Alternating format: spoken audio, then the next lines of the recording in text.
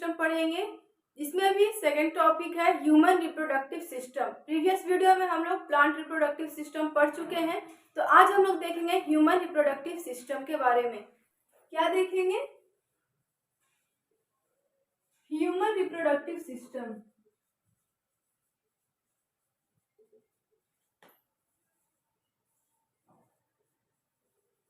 अब human reproductive system में क्या आ रहा है? एक आते हैं मेल, एक क्या आते हैं मेल और एक आते हैं फीमेल।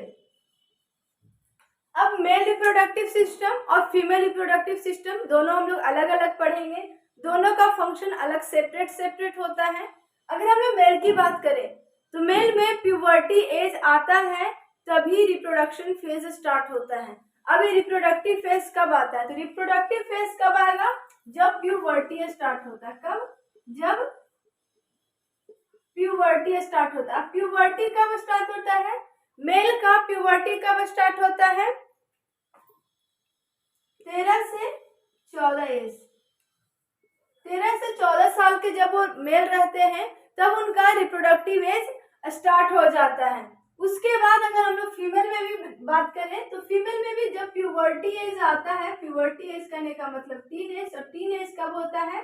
12 से 13 साल, कहीं कहीं 12 से 14 भी दिया हुआ रहता है, 16 तक लेकर जाता है, लेकिन 12 से 13, 10 से 12 ये नॉर्मल एज होता है किसका? फीमेल रिप्रोडक्टिव एज का, प्यूबर्टी एज का। उसके बाद अगर हार्मोन की बात करें, किसका बात करेंगे? हार्मोन की अगर बात करें, कौन सा हार्मोन सीक्रेट होता है? तो मेल में टेस्टोस्टेरोन हार्मोन होता है और फीमेल में एस्ट्रोजन हार्मोन होता है। कौन सा हार्मोन होता है? एस्ट्रोजन हार्मोन होता है। मेल में टेस्टोस्टेरोन हार्मोन होता है और फीमेल में एस्ट्रोजन हार्मोन होता है। और मेल में ये जो हार्मोन निकल रहा है कौन से ऑर्गन से निकलेंगे? ये टेस्टिस से, टेस्टिस से निकलेगा और ये ओवम से निकलेगा। कहाँ से निकलेगा? ओवम से निकलेगा। इतना क्लियर हुआ?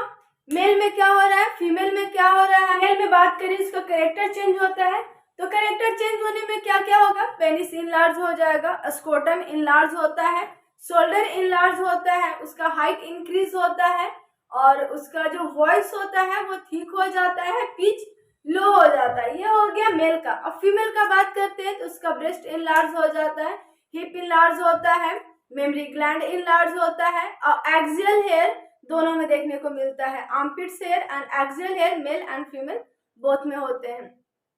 उसके बाद पिच गर्ल्स का हाई हो जाता है, वॉइस उनका थीन हो जाता है। ये सारी चीज देखने को मिलता है किसमें? फीमेल में देखने को मिलता है और मेल में भी बता चुके हैं। यहाँ मेल में टेस्टोस्टेरोन और फीमेल में एस्ट्रोजन। तो हार्मोन है क्या क्या चीज मेंटेन करता है मेल एंड फीमेल में? सबसे पहले गैमेटोजेनेसिस। गैमेटोजेनेसिस एक प्रोसेस है जिससे गैमेट का फॉर्मेशन होता है। गैमेट का फॉर्मेशन कैसे होता है वो भी आगे देखेंगे। तो गैमेटोजेनेसिस जो प्रोसेस है ये दो हार्मोन के कारण होता है वो प्रोसेस। उसके बाद जो एक्सेसरी सेक्स ऑर्गन होते हैं उसके मेंटेन करना, स्ट्रक्चर उसका सही से रखना, उसका जो रेगुलर फंक्शन है उसे रेगुलेट करते रहना, उस किसका काम होता है? ये दो हार्मोन का होता है। ये दो मेन हार्मोन है जिससे मेन रोल प्ले होता है उस एक्सेसरी ऑर्गन में फंक्शन, स्ट्रक्चर ये सब मेंटेन करने के लिए। इसमें और भी हार्मोन होते हैं जो इसमें रोल प्ले करते हैं। नेक्स्ट क्या होता है?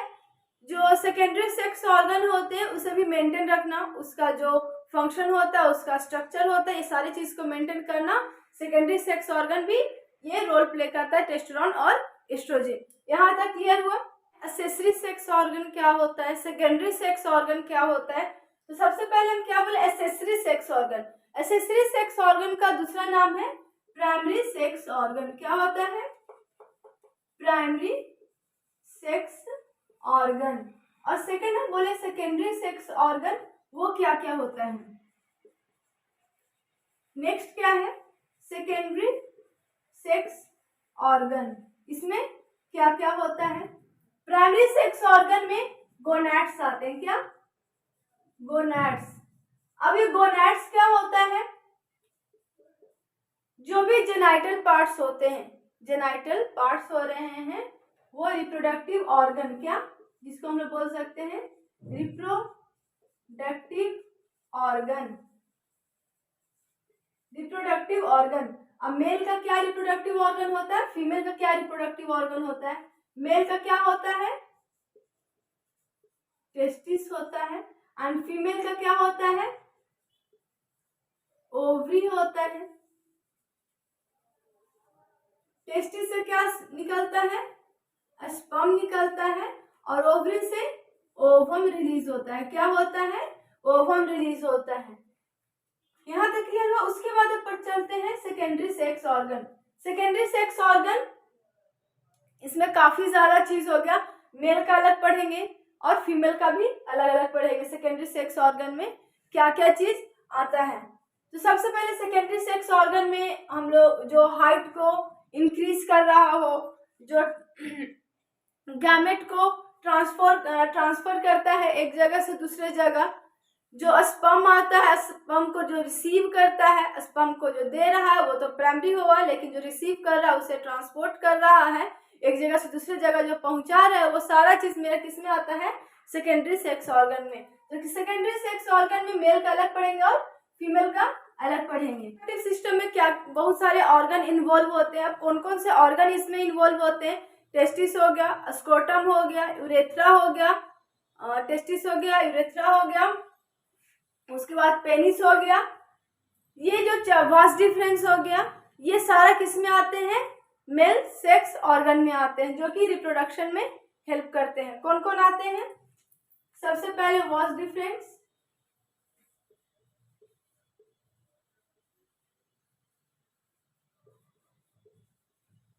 Testis,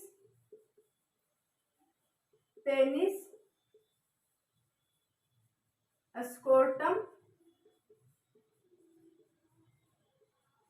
urethra. ये जो 5 है वो क्या है, मेल के रिप्रोडक्टिव ऑर्गन है, जो कि रिप्रोडक्शन में हेल्प करते हैं। कितने हुए, 1 2 3 4 5, ये है मेल के रिप्रोडक्टिव ऑर्गन। हम लोग 1 बाय 1 पढ़ते जाएंगे। सबसे पहले प्राइमरी सेक्स ऑर्गन से स्टार्ट करते हैं। प्राइमरी सेक्स ऑर्गन क्या था, टेस्टिस। टेस्टिस किसे कहते हैं, कहाँ लोकेट होता है, उसका क्या फंक्शन होता है, ये सारा चीज पढ़ेंगे। जो टेस्टिस है, टेस्टिस किस तरह का होता है, ये पेनिस हो गया, यह स्क्रोटम है, यहां तक क्लियर हुआ। क्या हो रहा है, इसके अंदर होते हैं टेस्टिस, ये पॉच लाइक स्ट्रक्चर है, उसे हम लोग स्क्रोटम बोलते हैं, और ये होता है टेस्टिस। मेल रिप्रोडक्टिव सिस्टम के फिगर के थ्रू हम लोग सारा चीज क्लियर कर लेंगे। इसे अगर सारा चीज समझ गए किधर से क्या जा रहा है, तो मेल रिप्रोडक्टिव सिस्टम पूरी तरह से क्रिस्टल क्लियर हो जाएगा आप लोग का। तो यहाँ से हम लोग स्टार्ट करते हैं मेल रिप्रोडक्टिव सिस्टम। सबसे पहले स्टार्ट करते हैं यहाँ, ये क्या है, पेनिस है, ये होता है जो कि ओपनिंग पॉइंट होता है। ठीक है, सारा पार्ट्स का नाम पहले बता देते हैं, उसके बाद सारा पाथ बताएंगे। ये पेनिस हो गया, साइड साइड में जो मसल्स होते हैं उसे इरेक्टाइल मसल्स बोलते हैं। उसके बाद हम लोग इधर घूम रहे हैं। ठीक है, ये हम लोग का बल्बुरेथ्रल ग्लैंड होता है, ये प्रोस्टेट ग्लैंड होता है, सेमिनल वेसल्स है, यूरिनरी ब्लैडर है। उसके बाद इधर आता है वास डिफरेंस होता है, वास डिफरेंस, एपिडाइडिमिस, रेटिटेस्टिस और टेस्टिस, ये हो गया स्क्रोटम। सारा पार्ट्स अभी हम बता दिए हैं। अब हम लोग चलते हैं पाथ पे। सबसे पहले स्पर्म का फॉर्मेशन कैसे होता है, उसके बाद देखेंगे यूरिन कैसे पास आउट होता है, उसके बाद ये चीज खत्म हो जाएगा, फिर फीमेल रिप्रोडक्टिव सिस्टम पे चलेंगे। तो यहाँ देखते हैं, ये क्या है, टेस्टिस। स्पर्म का फॉर्मेशन कहाँ होता है, टेस्टिस में है हुआ। यहाँ स्पर्म का फॉर्मेशन हुआ, यहाँ हम लोग रेटिटेस्टिस है, क्या है, रेटिटेस्टिस। ये जो जिग जैग मोशन, ये जो जिग जैग बना हुआ है, वहाँ स्पर्म का मैचुरेशन होता है। स्पर्म पूरी तरह से मोटाइल होने के लिए, मोटाइल कहने का मतलब उसका मूवमेंट होने के लिए वो प्रिपेयर होता है कि अच्छे से वो मैच्योर हो जाए, तभी ये इतना लंबा पाथ। और उसके बाद भी फीमेल रिप्रोडक्टिव ऑर्गन में जो सर्विक्स हो गया, विजाइना हो गया, यूरेथ्रा हो गया, पूरे चीज को क्रॉस करना काफी लंबा पाथ होता है। उसके लिए इसे क्या होना पड़ेगा, मैच्योर होना पड़ेगा पूरी तरह से। तो कहाँ मैच्योर हो रहा है, रेटिटेस्टिस में मैच्योर हो रहा है। रेटिटेस्टिस के बाद थोड़ा सा ऊपर जाते हैं तो क्या बोलते हैं इसे, इपिडाइडिमिस। इपिडाइडिमिस कुछ यहाँ पे नहीं, मूवमेंट के लिए और ज़्यादा इसको जो एसिड जो होते हैं आगे जाएगा वेजाइनल में जाएगा तो वहाँ पे एसिड रेजिस्टेंस बनना होगा। तो एसिड रेजिस्टेंस कौन बनाता है? एपिडार्मिस बनाता है। उसके बाद और ऊपर जाए तो वास डिफरेंस एक बस पाथ है जो कि आगे जाएगा यूरिनरी ब्लैडर से जाके मिल जाता है, आगे जाके इसका नाम चेंज हो जाता है। इसका नाम हो जाता है, ये जो एरिया है इसे इजिकुलेटरी डक्ट बोलते हैं। क्या बोलते हैं?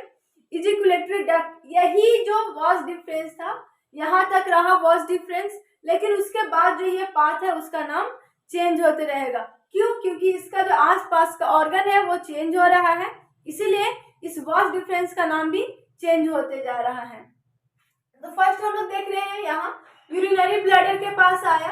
यूरिनरी ब्लैडर के पास आया तो यहाँ पे इसका भी कोई काम नहीं है। जब हम लोग यूरिन का पाथ पढ़ेंगे तब इसका देखेंगे। इसके बाद आता है सेमिनल वेसल्स में, प्रोस्टेट ग्लैंड में और बल्ब्यूरेथ्रल ग्लैंड।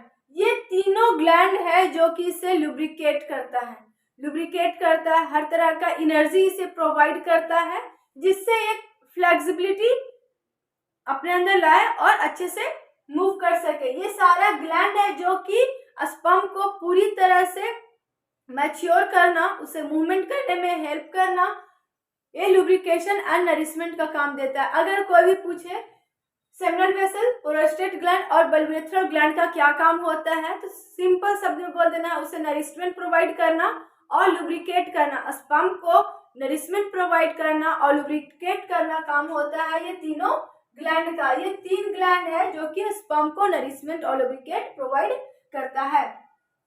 ये नाम जान लिया, इजिकुलेटरी डक्ट बोलते हैं इसे।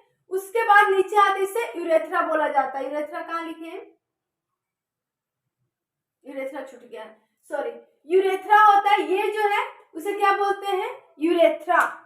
जो यूरिन पास आउट होता है वो कहाँ से होता है?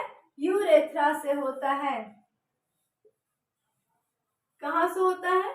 यूरेथ्रा से होता है। यहाँ हो गया। अब ये यूरेथ्रा से आया तो यूरेथ्रा से आने के बाद ये पेनिस में जाता है। स्पर्म कहाँ से जाता है? ये पेनिस में जाता है। मेल में एक चीज और याद रखिएगा, फीमेल का होता है जो कि यूरिन पास आउट करने का और एक को रिसीव करने के लिए या सेक्स करने के लिए दोनों अलग ओपनिंग है, लेकिन मेल में दोनों सेम होता है।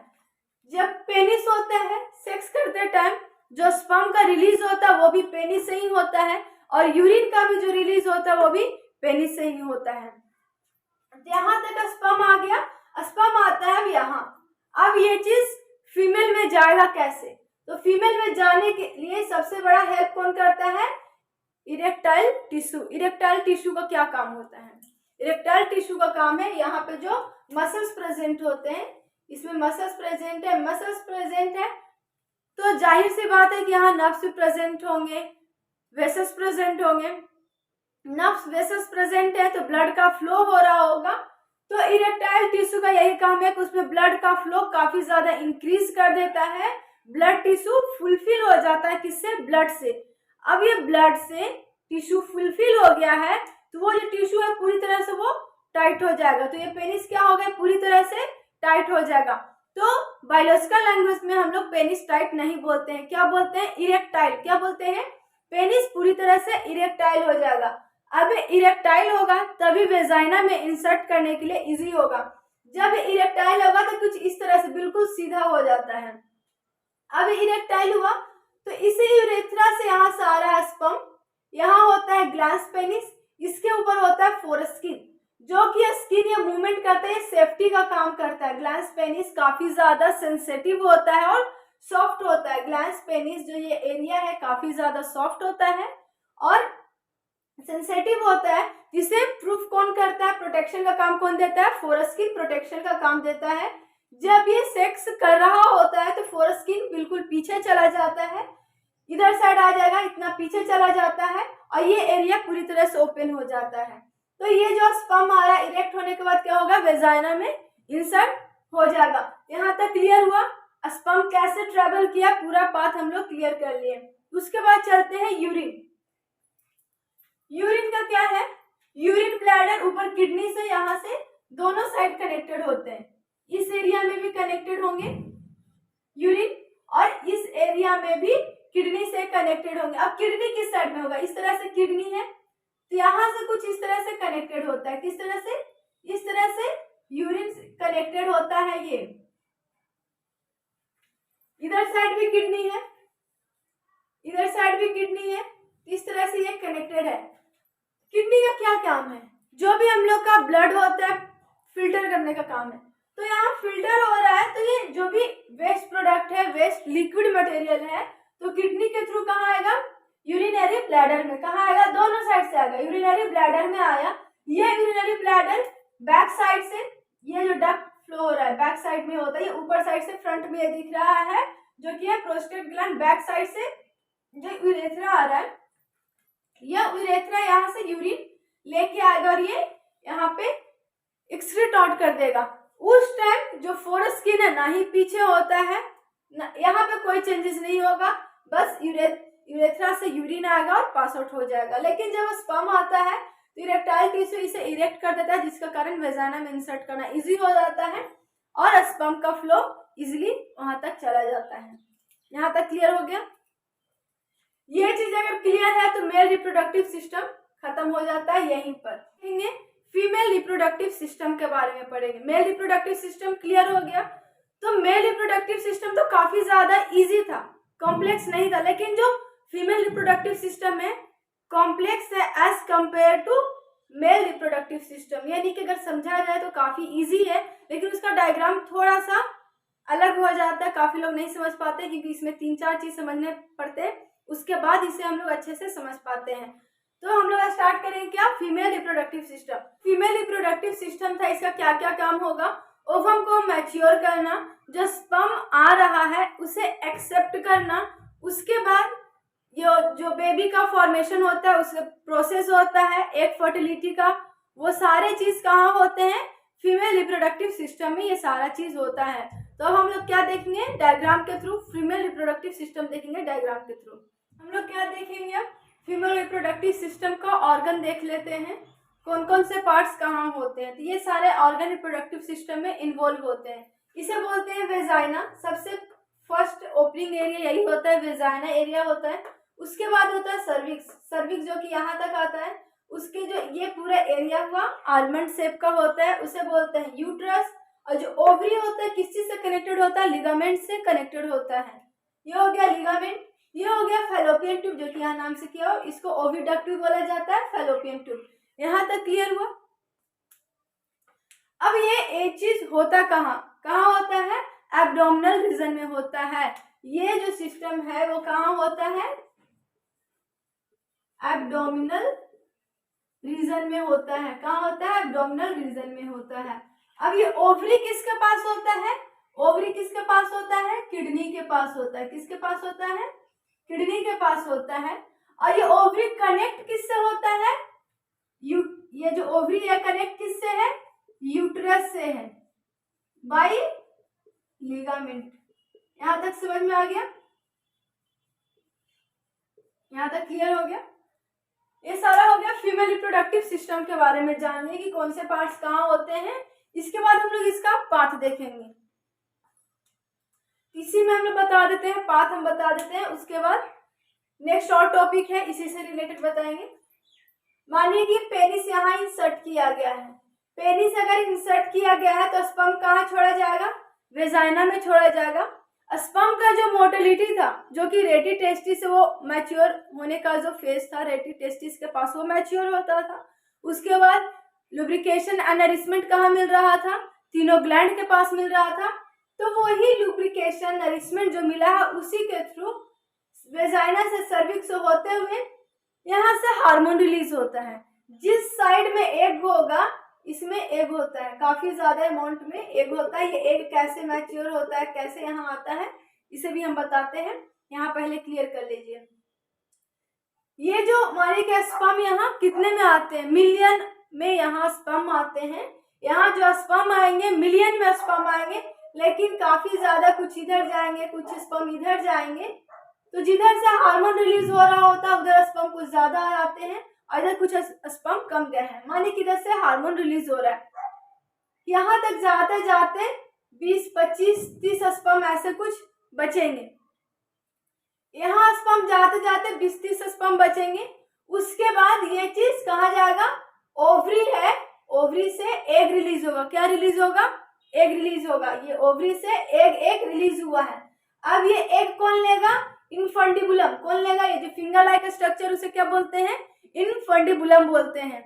इसे बस हम नाम बता दे रहे हैं, अभी उतना आप लोग को नहीं पढ़ना है, लेकिन बाय द नेम आप लोग इतने जाने रहिए कि हाँ इस पार्ट्स को इस तरह से बोला भी जाता है, इसलिए कभी अगर सुने तो अनजान की तरह ना लगे। इसे क्या बोलते हैं, इनफंडिबुलम। यहाँ से ये एग गया यहाँ, अब ये स्पर्म और ये एग, इसमें से कोई एक ही स्पर्म, जो यहाँ से 5-10 स्पर्म बचा है, कोई एक ही स्पर्म है जो कि एग का जो लेयर है, outer कवरिंग वॉल है, लेयर है, एक ही स्पर्म इसे पेनिट्रेट करेगा।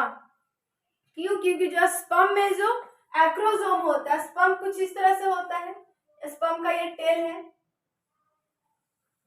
कुछ इस तरह से स्पर्म होता है।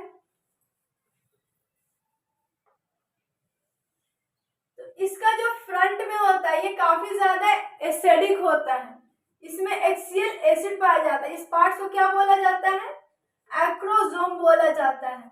ये एसिडिक होने के कारण ही ओवम का जो आउटर कवरिंग लेयर होता है उसे ये पेनिट्रेट करता है। यहाँ तक क्लियर हो गया, यहाँ पेनिट्रेट एक स्पर्म कर गया है। अब यह स्पर्म पेनिट्रेट होने के बाद कैसे आगे ये जो एग है मल्टीप्लाई करते हुए कैसे आगे बढ़ता है वो भी हम फिगर के माध्यम से आप लोग को बताते हैं। इस डायग्राम को समझ लेने के बाद अब इसे हम लोग देखते हैं इसमें क्या क्या हो रहा है। तो यहाँ हम लोग देखे थे स्पर्म आकर ये जो एग है इस पे स्पर्म आके पेनिट्रेट कर रहा था, इसी चीज को अब यहाँ देख रहे हैं। ये फिमरी है, यहाँ पे ओवरी था, ओवरी से ओव्यूलेशन हुआ, यहाँ से एग निकला है। तो एग निकला है तो इसे कैच कौन करेगा, फिंगर लाइक प्रोजेक्शन होता है ना, ये फिंगर लाइक प्रोजेक्शन, ये मानी कि फिंगर लाइक प्रोजेक्शन है। और ये एग यहाँ से दे रहा है, ये ओवरी में एग अगर यहाँ से दे रहा है, इसे पकड़ेगा कौन, ये फिमरी, ये पकड़ा है। अब ये पकड़ने के बाद ये अपने अंदर लिया है, तो इसके अंदर क्या आया हुआ था, स्पर्म आया हुआ था। स्पर्म आया हुआ है तो ये एग है, दोनों आके पेनिट्रेट होगा। पेनिट्रेट होने को क्या बोलेंगे, फर्टिलाइजेशन बोलेंगे। अब फर्टिलाइजेशन हुआ तो किस लेयर को ये पेनिट्रेट किया है, जूना पेलुसिडा, जूना पेलुसिडा को ये पेनिट्रेट किया है। इसके बाद ये डिवीजन हुआ है, तो यहाँ पे 2 सेल का डिवीजन हो गया, जिसे बोलते हैं 2 सेल स्टेज बोलते हैं। उसके बाद इसका डिवीजन 4 होता है, 8 होता है, 32 होता है। उसके बाद ब्लास्टोसिस्ट बना लेता है। 2 होने के बाद इसका नाम दे देते हैं ब्लास्टोमेर। ब्लास्टोमेर होने के बाद और ज्यादा पूरी तरह से 32 सेल का फॉर्मेशन हो जाता है, जिसे बोलते हैं मोरूला बोलते हैं। उसके बाद ये पूरे अब ये जाके यूट्रस में जाके अटैच हो जाएगा। यहाँ पे यूट्रस में जाके इंडोमेट्रियम जो लेयर होता है, इंडोमेट्रियम लेयर क्या होता है, ये मस्कुलर लेयर है जो कि इस चीज को प्रोटेक्ट करेगा। ये जो ब्लास्टोसिस्ट आया है इसे प्रोटेक्ट करता है।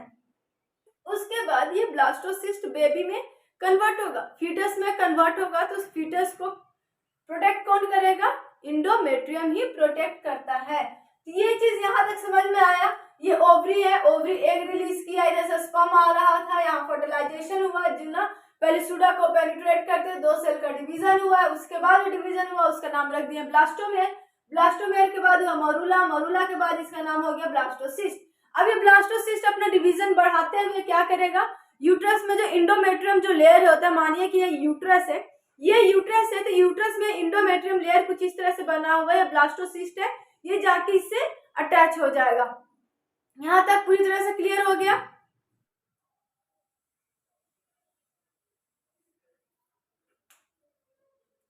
रिप्रोडक्शन का जो साइकिल था ये देख लिए, कैसे स्पर्म पेनिट्रेट कर रहा है, कैसे ये सेल का डिवीजन होते जा रहा है, कैसे यूट्रस से जाके इम्प्लांट हुआ है।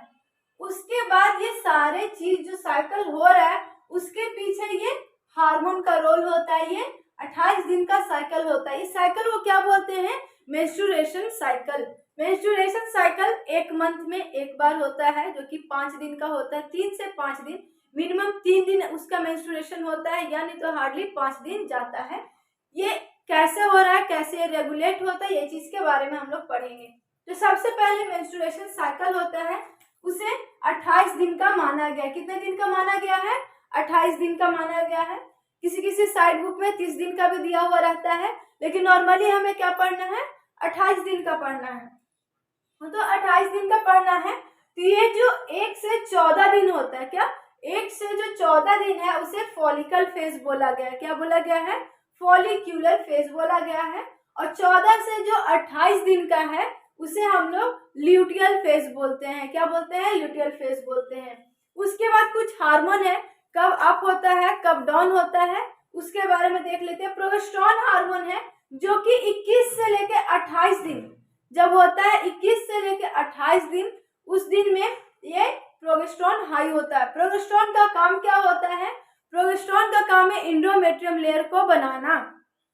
ये 21 से 28 दिन एंडोमेट्रियम लेयर मैच्योर होता है, बनता है, एक लेयर पूरी तरह से तैयार होता है। उसके बाद 28 दिन के बाद वापस यहाँ पे मेंस्ट्रुएशन मेंस स्टार्ट हो जाता है। 1 से लेकर 5 दिन तक यहाँ ब्लीडिंग होता है। ये कैसे हो रहा है, जब प्रोजेस्टेरोन है जो कि 21 से लेके 28 दिन तक यहाँ हाई हुआ है। उसके बाद चलते हैं एस्ट्रोजन हार्मोन। एस्ट्रोजन हार्मोन है जब तक पीरियड्स हो रहा होता है, जब तक मेंस हो रहा होता है उस टाइम नॉर्मल रहता है, पूरी तरह से प्लेन। मेंस्ट्रुएशन साइकिल स्टॉप होने के बाद फिर इंक्रीज होता है। उसके बाद ये जो 17 दिन तक हम लोग मान सकते हैं फिर से नॉर्मल रहता है। उसके बाद फिर ये इंक्रीज होता है, फिर ये नॉर्मल हो जाता है। उसके बाद LH हार्मोन और FSH हार्मोन है। LH हार्मोन है जो कि 14 दिन पे इंक्रीज हो जाता है, 14वां दिन एग्जैक्ट इंक्रीज होता है। FSH है वो भी 14वां दिन पूरी तरह से इंक्रीज रहता है। उसके बाद बॉडी टेम्परेचर का जान लेते हैं।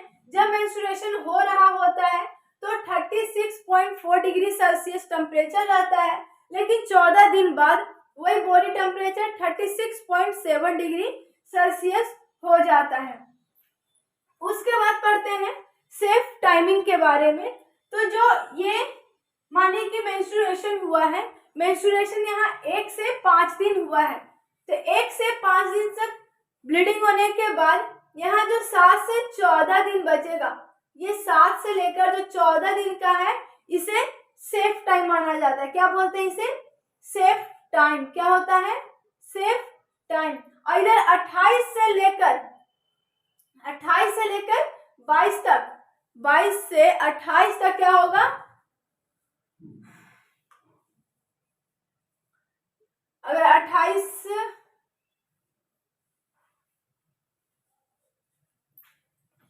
यहाँ 22 तक, इसे भी क्या बोला जाता है, सेफ टाइम बोला जाता है। क्या बोला जाता है, सेफ टाइम बोला जाता है।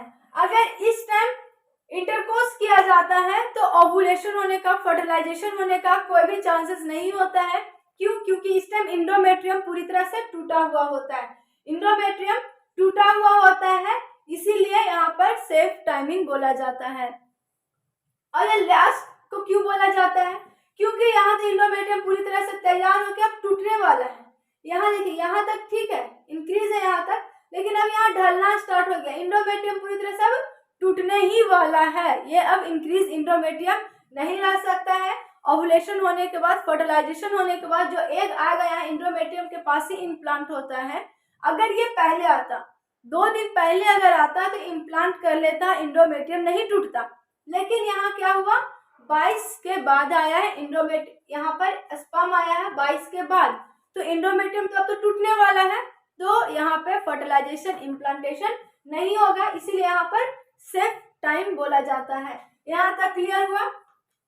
जब मेंस्ट्रुएशन हो रहा होता है तब 36.4 डिग्री सेल्सियस होता है, और जब प्रेगनेंसी कंसीव कर लिया जाता है तब 36.7 डिग्री सेल्सियस होता है। ये चीज पहचानने के लिए बोला जाता है कि अगर बॉडी टेम्परेचर इंक्रीज है तो शायद प्रेग्नेंट होने का चांसेस होता है। फीवर लगा हुआ होता है, स्टार्टिंग साइन सिम्टम्स में शो करता है। यहाँ तक फीमेल रिप्रोडक्टिव सिस्टम यहाँ पर खत्म होता है। Mail and female reproductive system दोनों खत्म हो गया है। इसके बाद हम लोग कॉन्ट्रासेप्टिव मेथड के बारे में पढ़ेंगे, फैमिली प्लानिंग मेथड के बारे में पढ़ेंगे नेक्स्ट वीडियो में। Thank you.